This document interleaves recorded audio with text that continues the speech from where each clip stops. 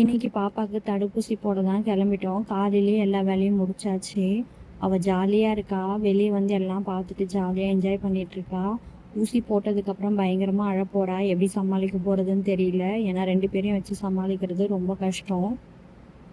நாங்கள் 4 பேருமே ஊசி போட கிளம்பியாச்சு. அவரும் ஆஃபீஸ் போகிறதுக்குள்ளே ஊசி போட்டு வந்துடலான்னு கிளம்பிட்டோம். சிவானியும் ரெடி ஆகிட்டா பால்வாடி போகிறதுக்கு. அவளுக்கு எல்லாமே ரெடி பண்ணி வச்சுட்டு கிளம்பிட்டோம். இங்கே வந்ததுக்கப்புறம் 2 பேரும் ஜாலியாக என்ஜாய் பண்ணிட்டு இருந்தாங்க. ஜெனி ஜாலியாக சிரிச்சிட்டு இருந்தா.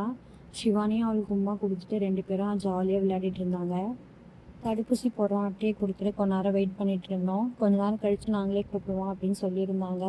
அதுக்கப்புறம் ஜெனி பார்த்தீங்கன்னா அழுதுகிட்டே இருந்தா. கொஞ்சம் தோல் மேலே தூக்கி போட்டு கொஞ்சம் சமாதானப்படுத்திட்டே இருந்தேன்.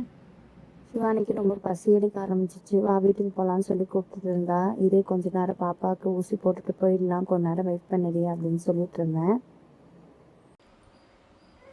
பாப்பாவுக்கு பார்த்தீங்கன்னா இன்னைக்கு வந்து தடுப்பூசி போட்டோம். பார்த்தீங்கன்னா போட்டதுலேருந்தே அழுதுட்டு இருக்கா. இது 3ஆம் மாதம் ஊசி தான். காலில் 2 கையில் 1 ஊசி, மொத்தம் 3 ஊசி போட்டுருவாங்க. வீட்டுக்கு கூட்டிட்டு வந்ததுலேருந்து செம்ம அழ, சமாளிக்கவே முடியல. கஷ்டமா இருக்கு, என்ன பண்றதுன்னே தெரியல.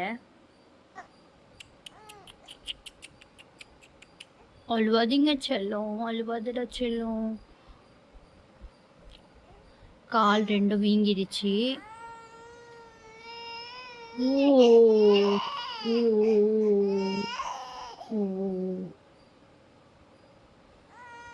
சரிம்மா, சரிடா சரிடா சரிடா சரிடா சரிடா சரிடா சரிடா சரிடா. ஓ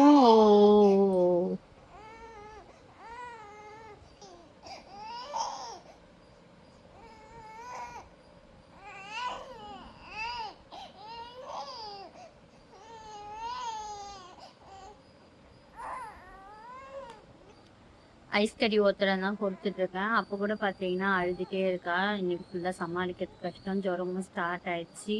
இதுக்கப்புறமா பேரசிட்டால் மருந்து ஊற்றி அவளை வந்து சமாதானப்படுத்தணும். 3 டேஸ் வந்து இவங்களை பார்த்துக்கிறதுக்கே எனக்கு சரியாக இருக்கும்.